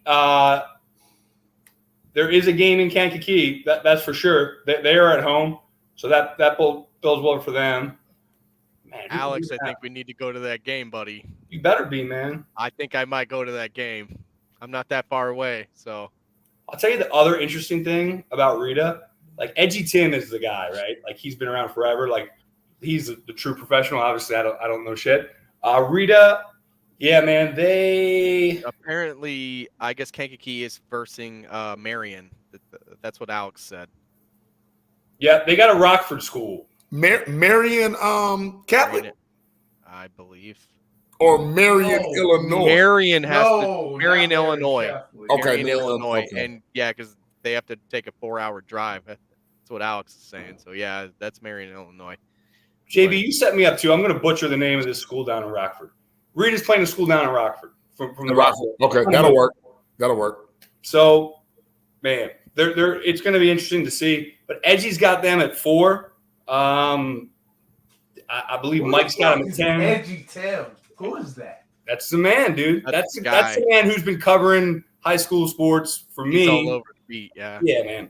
Edgy's the man. If you Edgy Chicago, but in my opinion. Right, and obviously Mike at CST. So it's going to be interesting to see. So who exactly? So in this whole bracket, right? Who do you envision playing for all of it? Like when it comes down to the final two teams, who do you think that's going to be? So the other interesting thing about Illinois is like there's 8 classes, right? And they play 1, 2, 3, 4 on the Friday after Thanksgiving, 5, 6, 7, 8 on Saturday. Okay. So I think again you're going to have a Catholic League, probably a Catholic League story in 8A and 7A. Okay. There's some Phillips is still around, like interesting school. Again, like a city school, I would say. So for me, I mean, Loyola's undefeated. They're 11-0 until they're beat. For me, that's the story. 7A is going to be wild, man. I'm interested in really both of those two kind of classes to see what's what. Okay. All right. I like it. T-Nick, I'm gonna tell you right now, Illinois football this year has been good, man. It's been better than good. It's been better than advertised. It's like a storybook. Some of these games, man. I'm happy to hear that. Yeah, it's big, and I said it in the intro. You ever date a girl who's like a 9, and you're like, or an 8, and you're like, I'm gonna let her go, and then you're at the bar at 2 a.m. No, it's Well, hard to come by for me. No. I'm telling you, man. It's like we didn't have it. It might not be a 10. It might not be a San Antonio 10. It's a strong 9, man. Illinois high school football right now. Well, we need to get one of these great coaches to drive down my way because our senior class actually had to forfeit their season because they didn't have enough players. They had more JV players than they did seniors. And they literally made them stop after their homecoming game, and they didn't even tell them basically. So made them stop? Yeah. So they like a lot of kids got hurt. Hey, that's crazy. Yeah, like a lot of kids got hurt, and they have a ton of JV kids, but they're just not ready. And from what I was told, the coach wasn't very inspiring to them either. And they went to them a few weeks before and asked them if they wanted to give up the season. They obviously said no. And then without informing any of the parents or anything, they just done right after homecoming. And it's just sad. Like there's a lot of good kids here and they've just kind of been treated bad. And I feel for them. And I'm trying to find a coach to help out with them. So if you hear of any coaches looking for any kind of job, please, Cal, let me know because I want to help my program here as much as I can. I know we're small, but still, like we need somebody who is actually dedicated and ready to go. And it ain't gonna be me. Well, I already tell you right now. I already got somebody going, why don't you do it? I'm like, I don't have time to do that. I was gonna say that shit. I have to be 110% into it, and if I'm doing all this other stuff, I don't have time to do that kind of stuff. Unfortunately, I would love to do it because, my God, molding minds is like the greatest thing you can do as a person, and it would be a great honor. That's when you help someone else out. It's when you help a young person. Exactly, but I can't do that because I got to help Terrence out here. Right, I got to be here on Tuesday night helping my boy Terrence out. So. Hey, let me close again with one more. This is a priority. I'm honored. It's a priority for me. It is absolutely, and it's the funnest thing I do all week. So I mean, obviously, but the floor is yours again. Yeah, I want to close with one thing really that might kind of encapsulate like I think why people were so upset not having a high school football season last year. There's a kid named Jimmy Rodler on Marist. He had no offers in like week 4 of the season.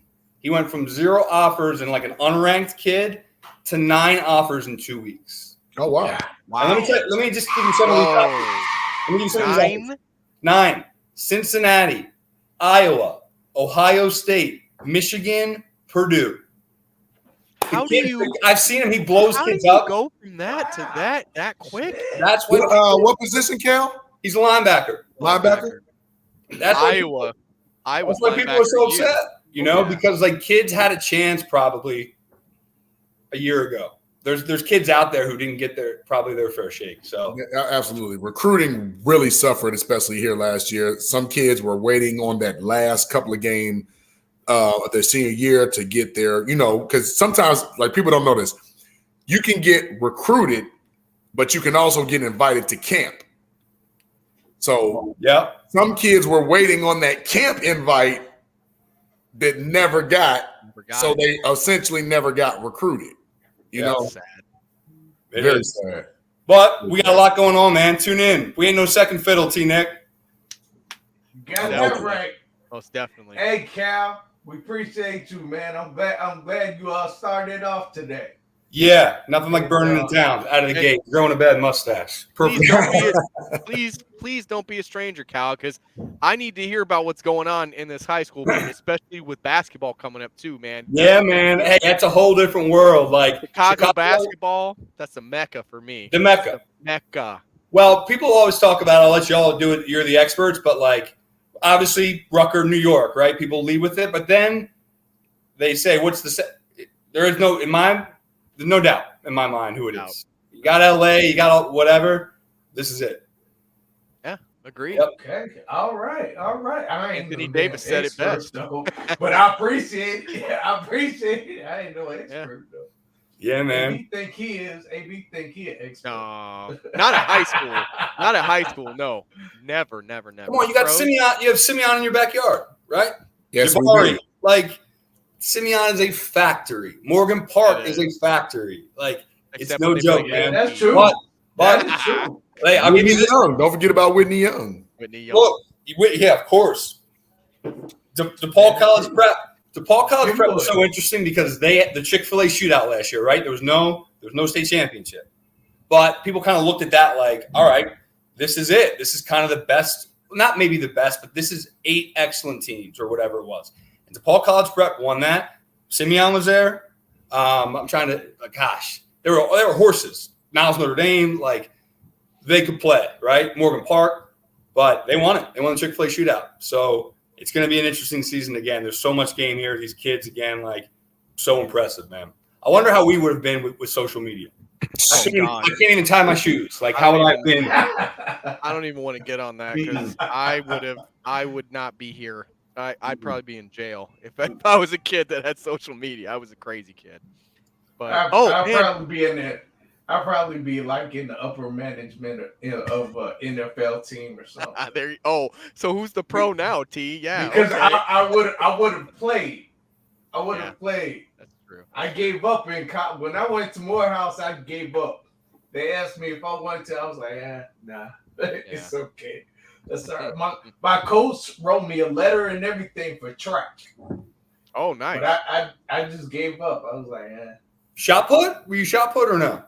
Hell no. I'm kidding. No, he said hell. I was sprinting. I was about to say T. Nick used to be fast. You used to be fast? What? He froze up. Hey, T. Yeah, man, I used to be fast as hell. Actually, I ran the 100 and the 200. Okay. You ever jump over a hurdle, T-Nick? No. I did, never and it was not a good experience for me. Uh-oh. I tried. I hate to hear how this sounds. I was always afraid. I was always afraid to jump hurdle. I was. I thought I was going to fall. I thought that you just walk over it. You don't really leap over it. It's like a lean lean kind of thing. Like you got to like move your body a certain way when you do it. I could never do it. Oh, yeah. I probably couldn't either. White man can't jump. White man hey, can't but jump. Woody Harrelson can. Woody Harrelson did, yeah, but yeah, Woody Harrelson. Hey, Cal, man. Just so he knows, right before he's out here, Illinois won tonight against Jackson State, 71-47. Let's go, Fighting Illini. And on that note, Cal, Jackson State. I'll see y'all. You know where to find me. Dion, man, Jackson State, prime time. Yeah, come on, man. Well, this was basketball, so it's basketball. Jackson State. Yeah, it was basketball. All right, okay. Dion's recruit. Hey, Dion's recruiting. I'll tell you that much. Yeah, he is. My man is recruiting. Watch out. Not for basketball. Nope. Apparently not, because Illinois just crowns. Right. But all right, Cal, man. See y'all. All right, Cal. Great seeing you again, buddy. Well, See you guys. You know where to find me. You have a good night. All right. Our buddy Cal right there. all over the place. We were My all over man the place. Cap. Raw energy. Raw energy. That's He my was actually a lot bitch. calmer than what I've heard him in the past. I mean, like, we've had meetings with him where we couldn't get him to stop. Hey, that's man, confidential information. And I'm like, hey, bro, hey, take a that's break. confidential, man. Correct. Why are you telling him about the meeting? He's actually much better live with us. I mean, he was very, very educated on everything. He knew what he was talking about, and he was calm. He was calm. I'm proud of you, Cal. I am. I love you, buddy. I really do. Thank you for that interview. But are we good? What do we got else to talk about, guys? I mean, we not really gonna talk shit about shit else. We can talk about how the Bulls are looking really, really good. they are. They won last night. Unfortunately, we only got to see part of the game because Right, obviously 'cause we were Monday watching Night Football was kind of back and forth, but there. But yeah, what do you think, JB, about? I mean, there are some things to talk about there. I mean, I've noticed that adding some bigs could be something in the future of this team. Vucevic has struggled a little bit. Definitely. I mean, he did hit some shots last night where I was kind of happy about that, yes, but So what do you think about the team? So to put it in a nutshell, the Bulls have kind of like opened up to something that we hoped would happen, but we didn't actually know if it was gonna like gel this quick. We really didn't. Yeah. Like I stated before, Vucevic does not fit Billy Donovan's offense. And you're seeing that because he's literally got the point guard, right? He's literally got a number one and a number two scorer. That's how he wants to run. Yeah. But there's no rim protector. Like there's no Steven Adams. You know what I'm saying? There's no Kendrick Perkins. There's no rim protector. I mean, Bradley did pretty good. I don't have a problem with Tony Bradley. I kind of like Tony Bradley. Like he came in last night from what I got to watch. He actually came in. He had some good offensive rebounding. You know, he has presence there. That's something that they haven't had. So he had a pretty good block when I was switching back and forth too. Every game I've watched, he's had a pretty good block. Every game he brings that stuff, man, and that's what they need. So, like, do you figure out a way to maybe trade Vooch for, No. You don't trade Vooch? Let me tell you why. So we're falling in love with right now that we have a 6'11" center that's an all-star that can basically do everything that you ask. Put the ball on the floor, shoot threes. He's an adequate passer. Not so much the rim protector out of the inside. Right. Though. He can pull like for a perfect example, the game they lost to Philly, right? Even though he didn't play well numbers-wise, offensively, he was pulling Embiid out. So there were opportunities, right? But where I say Vucevic would come into play a lot more of a significant role would be in the playoffs because everybody knows the team that you are in the regular season is not the team that you are in the playoffs. Right. Everything slows down. Slowing the game down is better for Vucevic. Every time that you watch, the Bulls are on the run. Lonzo, Caruso. He doesn't run up the floor very well. No. Well, he can't. That's the thing. Like he's agile. He can't or he doesn't because I have seen some times where he's hustled. I just don't think he hustles. But that's the thing. Like, do you want your 6'11" center constantly trailing, looking for the transition three? I want him moving down. I want him running. The more that your center runs, the better it is for your entire transition offense. Agreed. Because no matter what happens on that play, if your center's running, he's going straight to the basket, correct? So then whenever he's going straight to the basket, should be. But Vooch doesn't do that. He'll pull up. One of the threes he hit last night was a late trailing transition three. Yeah.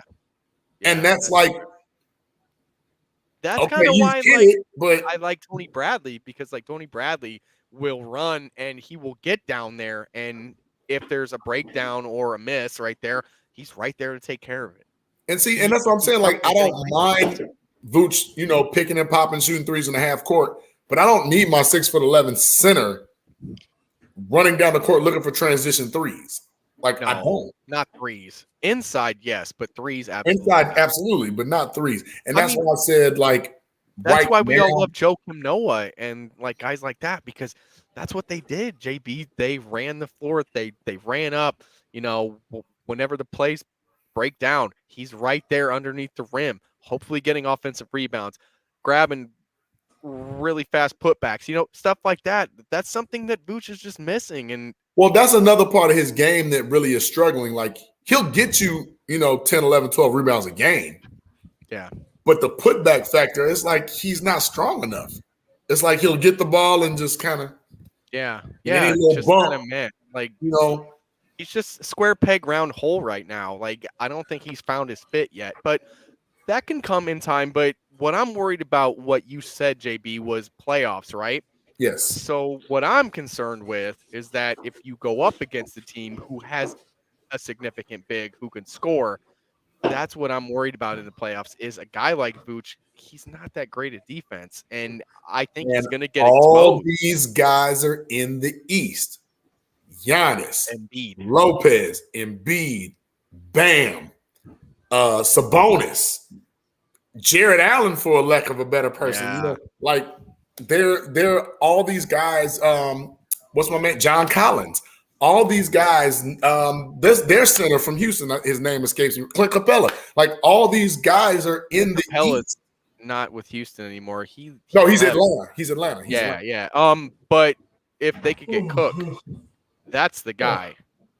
What's his name? You talking about Christian Woods? Woods. Yeah, Yes. yeah, Woods. And I saw that actually Patrick saw Williams. It was a Patrick great Williams and package, Kobe yeah. White for Christian Woods. I saw that. In a minute, I would. But you put trade. that means you make Vooch your 4. No, it doesn't. Not necessarily. You don't have to make him your 4. You can put him at the 4 instead. You can mix But and match Christian is a lineups rim crazy. protector, so I wouldn't put him at the 4. Exactly. Well, yeah, okay, yeah. All right, yeah. That's fair. So you want Wood going up against the best guys, but whenever you're going up against small lineups, you can put him there and he's going to dominate at the 4. Oh my God, putting him at the 4, that's a no-brainer. So that would be in a minute. And then that would Io's be the best move. And that would be the best move for the Bulls. And then Io DeSumo gets more playing time, and Christian Jones. That's another guy, man. He's playing out his mind. Now wait a minute. I like him. I'm gonna make a prediction. He might be starting soon at the 4. I think he will be. I 100% agree with you. Because I love his energy. He can play. He sits down on defense. Yes, he does. And he does not hurt you offensively. He's not Watch looking. him last night locking up Durant. He's not really looking to showcase his scoring ability. He's looking to showcase his defense and his athleticism. Yeah, 100% agree. 100% yeah, agree. Well, guys, I think we should do shout outs and get the hell out of here. All right. Well, JB, why don't you kick it off? So just again, everybody that was in the chat, everybody that chimed in, shout out to Steve, shout out to you guys. Hell, this is a quick show, so unless we're getting ready to chop it up backstage, I don't know what I'm gonna do with myself. I actually have like a party or something going on downstairs right now. I think my girlfriend's got people over here, a bunch of people downstairs. So. But anyway, for me, yeah, same guys. As always, our chat group was popping off tonight. Diab, as usual, Alex Acevedo, Shawnee. Sorry about your luck with your football team, but Kankakee came to play that day. Maybe next time. John, I can never pronounce his last name. Is it Centino? Centino. Yeah. That's what I'm thinking too. Yeah. He was great tonight. A lot of good insight from him tonight. Vernon, I still love you, buddy. Glad you chimed in tonight. I hope you're not mad at me from the other day. Are you gonna have to say that every show? When I every podcast? No. I'm not gonna do it every time. I just don't want him thinking that I hate him or anything like that. Scott Hopkins was another one. My buddy Chris Lenz jumped in a little bit tonight, and there she is. Moms jumping in real quick. Moms, there you are. Great show. Thank you, Moms, as usual. We didn't get you a lot tonight. I'm I'm upset about that. Like, I was expecting you to be on it tonight about these Bears, Mama. You got to come back next week with some fire. I need Mama to have fire, please. But yeah, and same thing. You guys always love being here, man. That's it for me. Let's go Bulls. Let's go Bears. It's all you, T Nick. Okay, so everybody in the chat, I won't say all the names because AB just said them. I just did. So, yeah, I think and you the did. lurkers. I think I you didn't said say the all lurkers. the lurkers. You're the lurker guy. Do we have some lurkers? Yes, we definitely we did. always We have definitely lurkers, did tonight. man. We had We a lot of always have people in there lurkers. tonight that weren't chatting, but we had a solid We group. appreciate y'all lurkers. Even though y'all don't say shit, we still appreciate y'all for tuning in. So thank you. Shout out to Moore's Beer, man. Woo! Shout out to Moore's. I bet you're gonna be saying that all night. I have to pee right now, so I'm gonna try to keep this short. Shout out to Morgan Park High School, Shawnee. Even though they got their ass smacked by Kankakee. Shout out to all these high schools, and yes, Cal is going to be covering the high school football scene, then high school basketball, and it's going to be a lot of fun, and I can't wait. And I definitely shout out to Cal for being a part of the All-Star team. Definitely shout out to Big Steve. Big Steve came in on fire. Yeah, he did. Certainly shout out to him, man. I love Big Steve. And we had a lurker that I know about because I know she watches the show. She watched the last one, and we did mention her. Mel, you're watching the show, I believe. So shout out to you. Shout out to Tilly's Taco Tuesdays. I don't know if I'm gonna make it today. You might. I wish I could. I might be able to make it if I could shut up and get out of here. I've actually got tacos waiting for me because I think my lady went to and she got some tacos, so I'm excited. And as for our next show, so we are popping up on Saturday. Saturday, we are popping up with Eric Kramer. Woo! Man. Eric Kramer. I know what I'm wearing. If you all are not familiar with him, he was probably the most consistent quarterback. Well, Mr. Big Play. Arguably Big Play. Mr. Big Play. The most consistent quarterback we've had in my lifetime. Yep. 95, baby. Arguably. So almost 4,000 yards. Damn 3,800 and some change. Almost. It's close. 29 TDs. I remember it well. 9-7, Dave Wanstead. Him and Curtis Conway, man. They had a connection like no other, man. Oh, I missed that. Curtis Conway. Get him on. So you guys, hopefully you tune in on Saturday because this should be a fun conversation. Listening to his take on Justin Fields and maybe some of the previous quarterbacks they've had. And, is there music in your background? I think my sister's playing some music and it's actually Take up on me. Damn, I can hear it. I can hear God it. damn it. I closed the door. I can hear the music back there. Fucking 80s ass music. I can hear that 80s music, man. She's She rocking. has like an an Love 80s it. serenade going on. That's back great. I love it. But yeah. So tune in Saturday, Eric Kramer. What time? That should be a lot of fun. I think 1 o'clock. Thank 1 God. o'clock Central. 1 o'clock Central Standard. No 11, please. 1 o'clock. No, because actually, our buddies over at Sports Zone, they have a show at 11. Yeah, that's true. Yeah, So we don't want to coincide with theirs.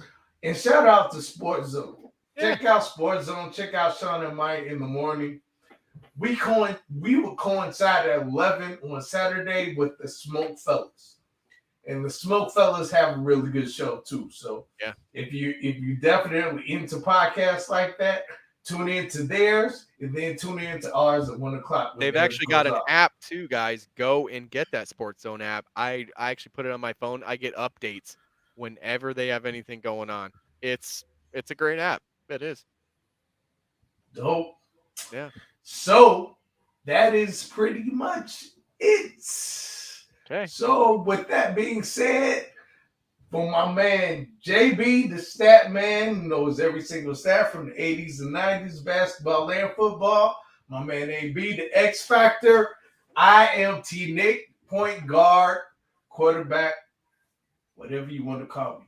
The coolest dude in the room. I'm not gonna say. I'm not gonna say. I was wondering if you were gonna do it. I was gonna catch you on that. I was gonna throw a flag, but damn it, you beat me.